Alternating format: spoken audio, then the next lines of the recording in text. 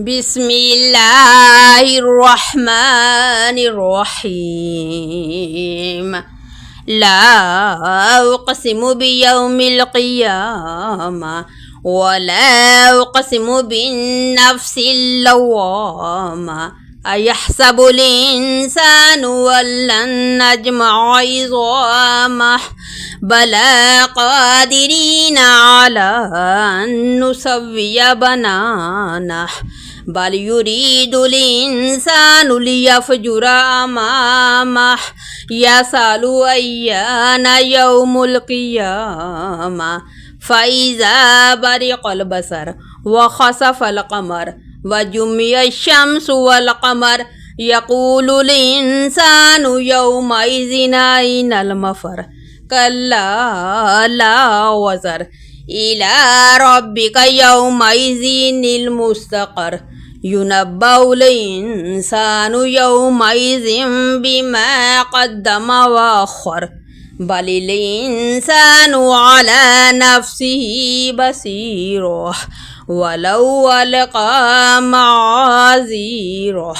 لا تحرك به لسانك لتعجل به إن علينا جمعه وقرآنه فإذا قرأناه فاتبع قرآنه ثم إن علينا بيانه. كلا بل تحبون العاجلة وتذرون الآخرة وجوه يومئذ ناظرة إلى ربها ناظرة ووجوه يومئذ باسرة تظن أن يفعل بها فاقرة.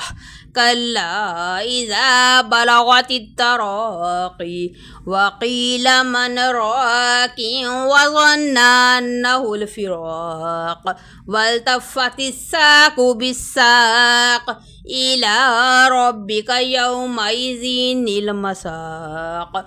فلا صدق ولا صلى ولكن كذب وتولى ثم ذهب إلى أهله يتمطى أولى لك فأولى ثم أولى لك فأولى.